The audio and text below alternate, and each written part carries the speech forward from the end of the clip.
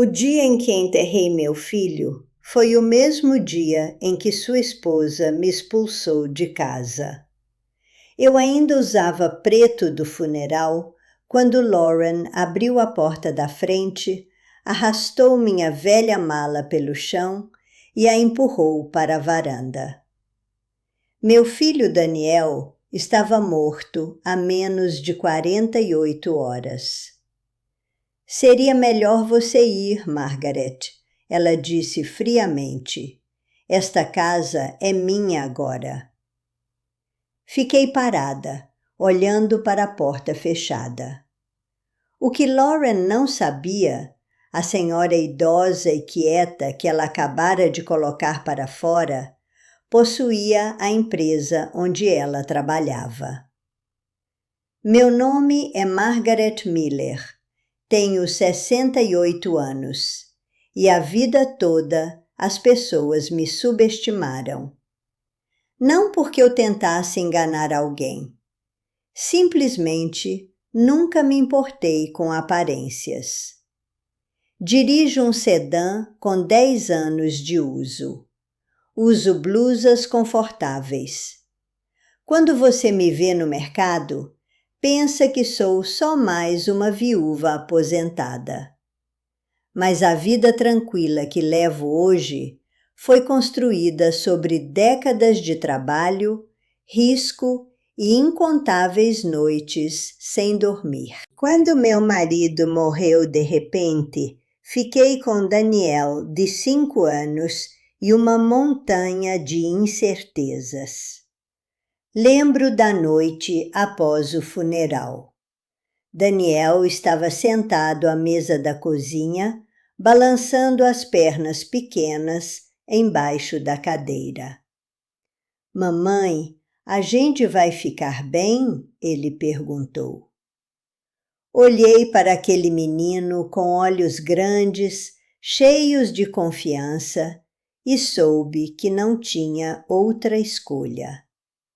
Sim, eu disse a ele, mesmo sem ter a menor ideia de como.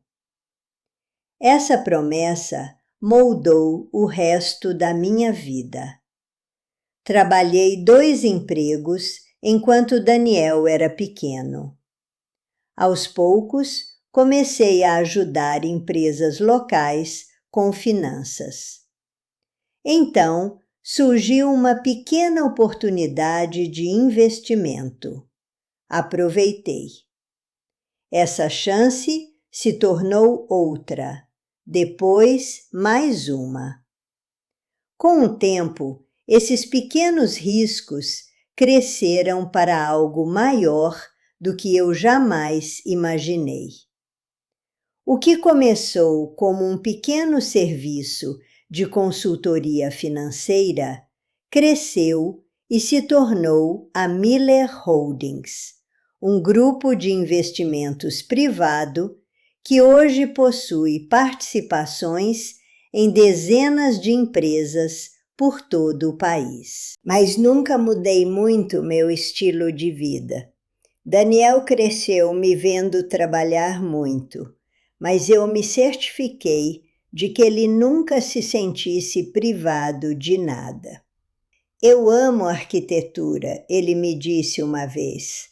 Amo projetar espaços que façam as pessoas sentirem algo. Quando tinha 32 anos, conheceu Lauren Parker. Lembro da primeira noite em que ele a trouxe para casa.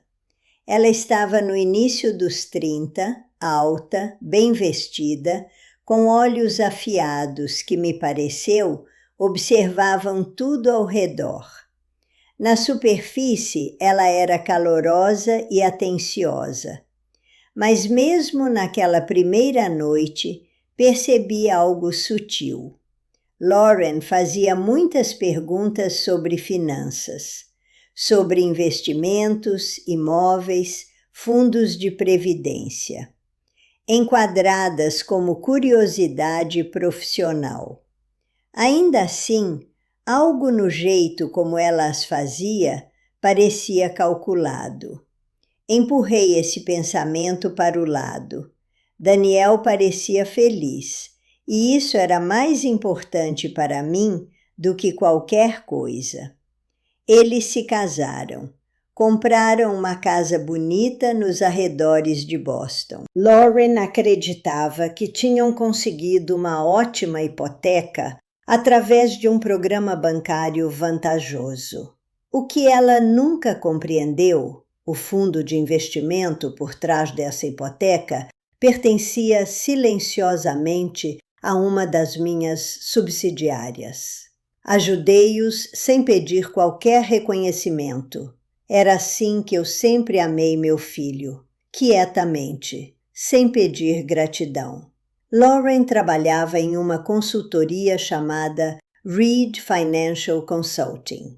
Falava sobre o trabalho com entusiasmo e às vezes com uma dose de frustração. O problema com ambientes corporativos, ela disse certa noite, é que quem está no topo sempre está desconectado do que realmente acontece. Ouvi em silêncio.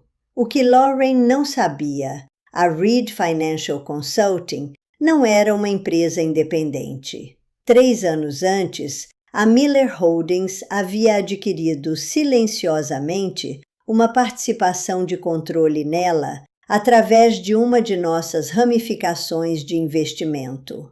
Lauren não tinha a menor ideia, e naquele momento não vi razão para contar a ela. A ironia da situação não se revelou completamente para mim até muito mais tarde. O telefonema que destruiu minha vida chegou numa cinza manhã de terça-feira. Eu estava na cozinha com meu café quando o telefone tocou. A voz do outro lado era médica. Senhora Miller, seu filho Daniel sofreu um derrame súbito. A xícara escorregou da minha mão e se quebrou no chão. No hospital, Daniel estava imóvel na cama, rodeado de tubos e monitores. Me aproximei devagar. Oi, meu amor, eu sussurrava, colocando minha mão sobre a dele. Em menos de 1 hora, o médico nos levou a uma pequena sala de reuniões. A expressão no rosto dele me disse tudo antes de ele falar. O derrame foi grave. Fizemos tudo o que pudemos para estabilizá-lo, mas o dano cerebral é extenso. Lauren chorava baixinho. Eu fiquei sentada em silêncio, minha mente se recusando a aceitar o que ouvia. Nos permitiram vê-lo. Em um certo momento, os dedos de Daniel tremeram levemente sob os meus.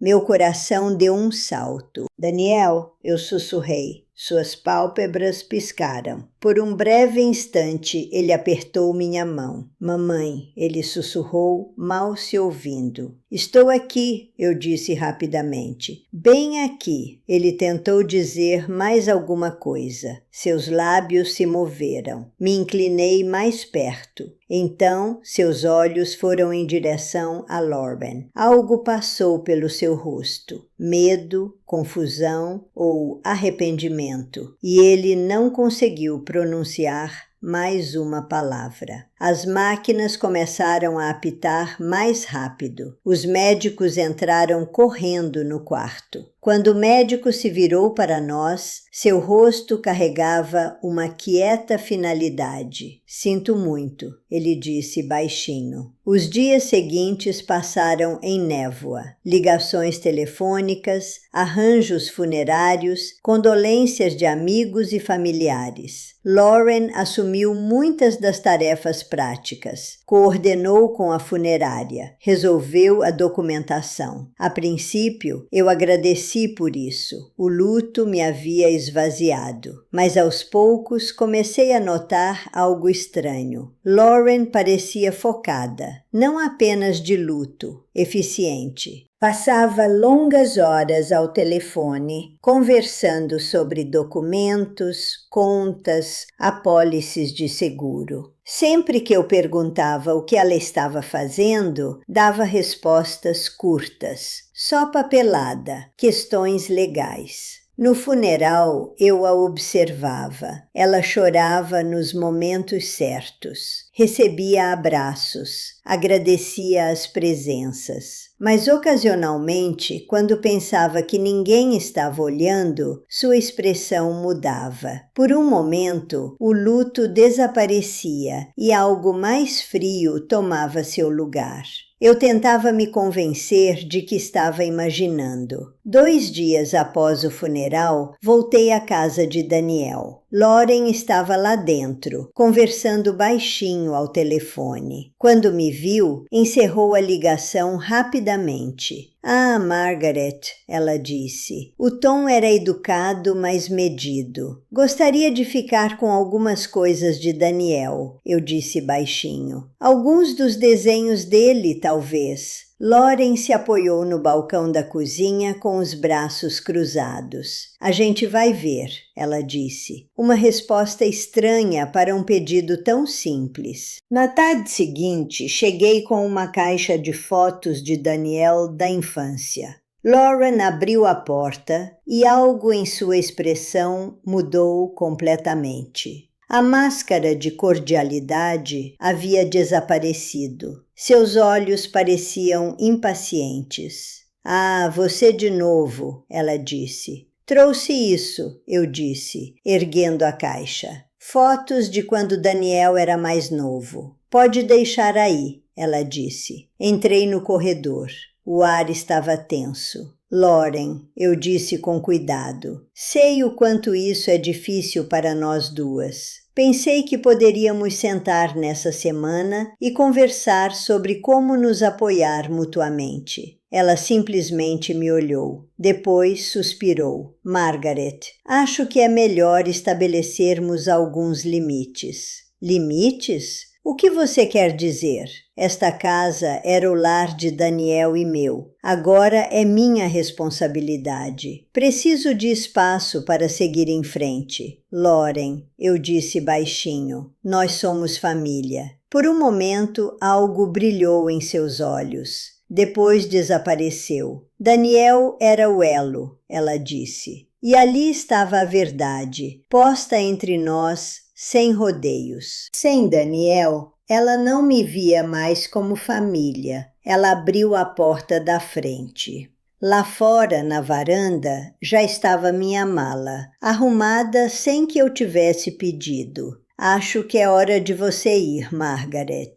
Olhei para a mulher que meu filho amou e pela primeira vez vi algo claramente em sua expressão. Não era luto, não era confusão, era certeza. Enquanto eu caminhava em direção à varanda, me virei uma vez para ela, esperando ver talvez um lampejo de hesitação. Não estava lá. Adeus, Margaret, ela disse, e fechou a porta. O som da fechadura se trancando ecoou na rua silenciosa. Naquela noite, fiquei sentada no meu carro estacionado do outro lado da rua e fiquei encarando a porta da frente por uns 20 minutos. Pela janela da sala, eu via Lauren se movendo lá dentro, uma silhueta passando pelo brilho quente das luminárias. A vida dentro daquela casa já havia continuado, sem Daniel e sem mim. Mas, sob o luto, algo mais começou a crescer silenciosamente. Clareza. Liguei para Robert Hayes, meu advogado há 25 anos.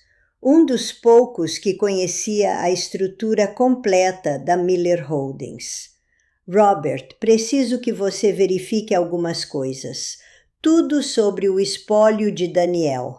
Apólices de seguro, contas, titularidade de bens. Tudo. E preciso saber o que Lauren já entrou com pedidos ou transferiu desde a morte de Daniel. Começo amanhã cedo, ele disse. No dia seguinte, Robert me ligou. Vários pedidos legais foram feitos muito rapidamente, ele disse. transferências de bens, consolidação de contas, declarações de espólio. Quão rapidamente? Uma pausa. Dentro de 24 horas da morte de Daniel. 24 horas? Até as equipes jurídicas mais eficientes raramente se movem tão rápido sem preparação prévia. Robert, é possível que alguns desses documentos tenham sido preparados antes da morte de Daniel? É possível, ele disse com cuidado, mas precisaríamos examinar mais de perto as datas de protocolo e as assinaturas. Liguei para Emily Carter, a amiga mais próxima de Daniel no escritório de arquitetura. Margaret, ela disse baixinho, posso te perguntar uma coisa?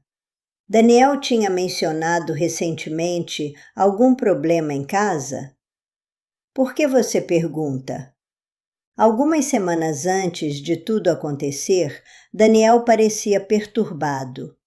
Certa noite, ficamos até tarde no escritório. Ele me disse algo estranho. Perguntou se eu conhecia algum bom advogado de espólio. Meu coração deu um salto. Advogado de espólio? Não dei muita importância naquele momento, disse Emily. Mas agora isso soa diferente.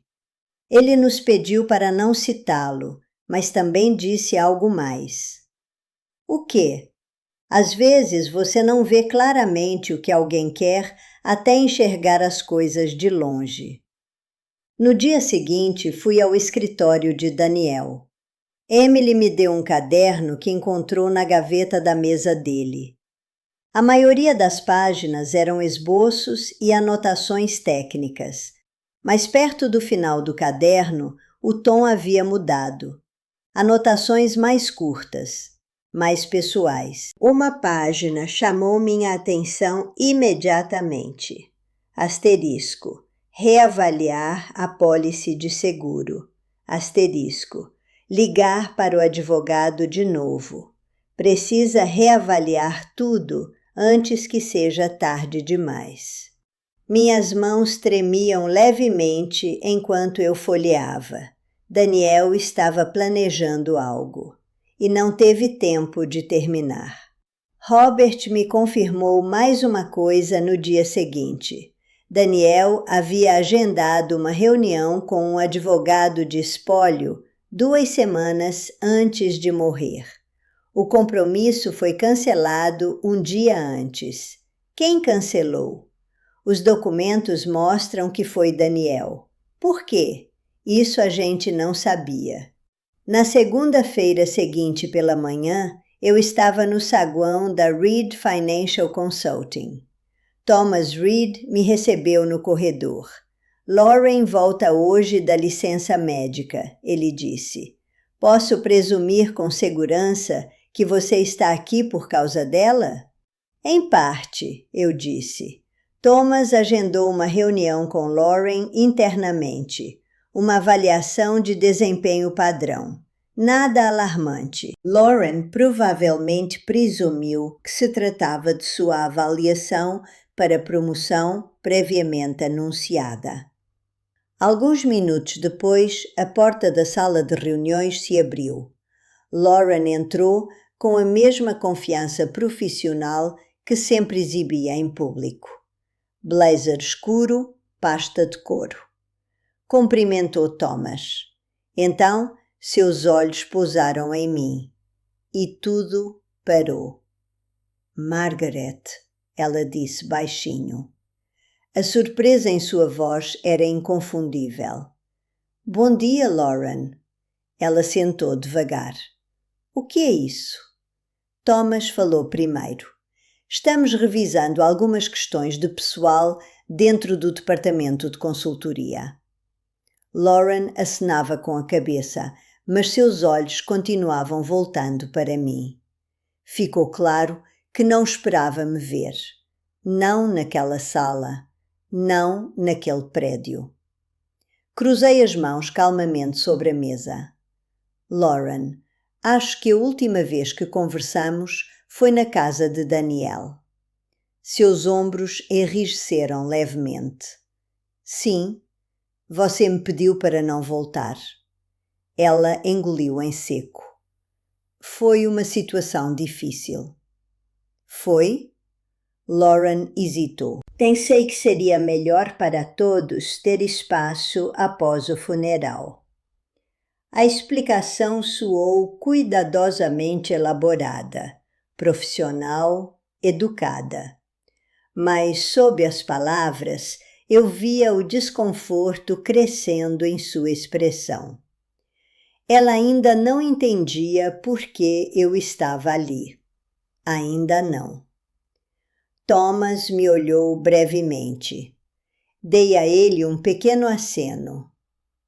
Lauren, ele disse com calma, há algo sobre a estrutura da empresa que talvez você não saiba.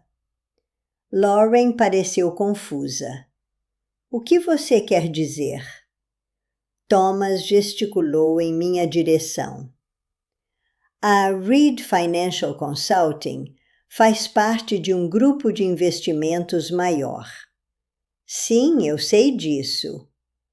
Mas talvez você não saiba quem é o proprietário final desse grupo. O olhar de Lauren se aguçou. Por um momento, a sala ficou completamente em silêncio. Miller Holdings, eu disse baixinho. Lauren piscou uma vez, depois outra. Por alguns segundos não disse nada, como se sua mente precisasse de tempo para reorganizar a informação. Você é a dona? Ela perguntou devagar.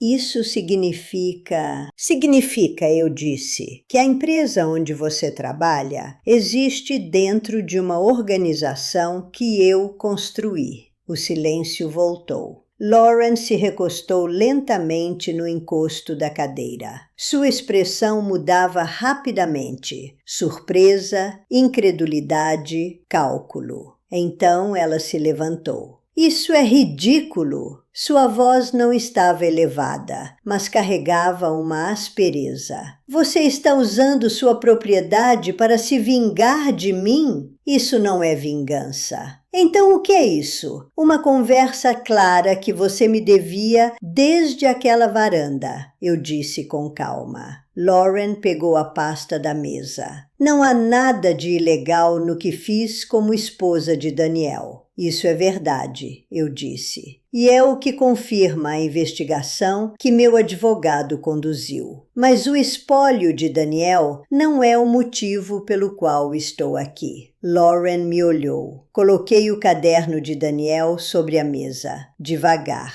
com cuidado. Lauren olhou para ele. O que é isso? Algo que Daniel deixou no escritório. Seus olhos percorreram as páginas. Ela reconheceu a letra imediatamente. Algo no ritmo de sua respiração mudou. Daniel agendou uma reunião com um advogado de espólio, eu disse. O compromisso foi cancelado. Ele estava em processo de reavaliar algumas decisões. Lauren empurrou o caderno de volta para mim. Isso não prova nada.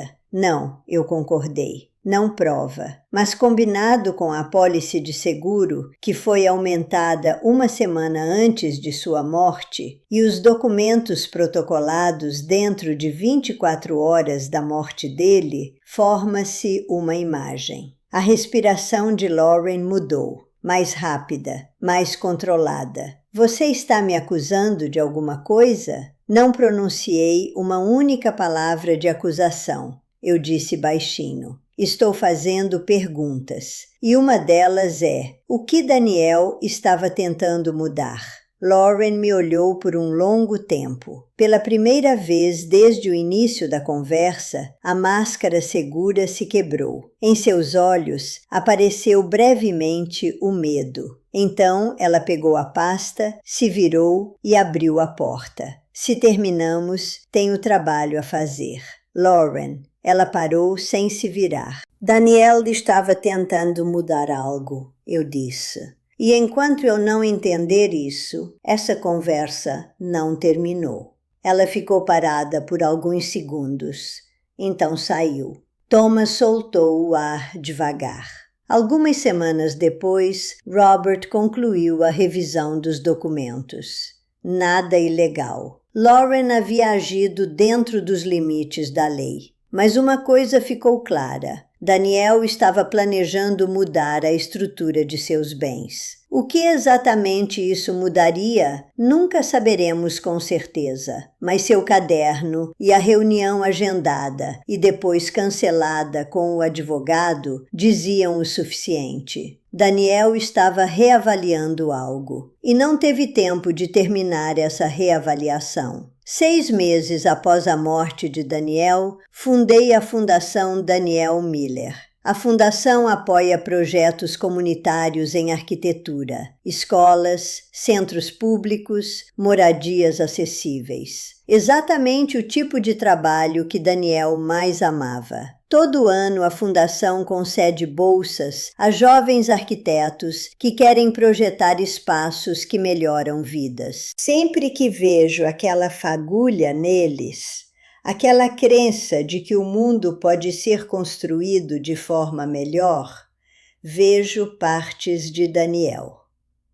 Porque a vida de Daniel não terminou naquele quarto de hospital. Ela continua nos espaços que ele imaginou, nos projetos que ele inspirou, nas lições que ele deixou. Às vezes, o maior legado que uma pessoa deixa não é dinheiro, não é propriedade, não é controle. É a influência silenciosa que exerce sobre as pessoas que continuam vivendo depois dela. E Daniel Miller deixou mais disso do que jamais percebeu. Se essa história te tocou, deixa um like e se inscreve no canal. Toda semana tem uma história nova. Leio cada comentário. Você já esteve em uma situação onde alguém te subestimou e depois percebeu o quanto estava errado? Me conta nos comentários, porque às vezes a resposta mais poderosa é simplesmente ficar quieto na verdade de quem você é.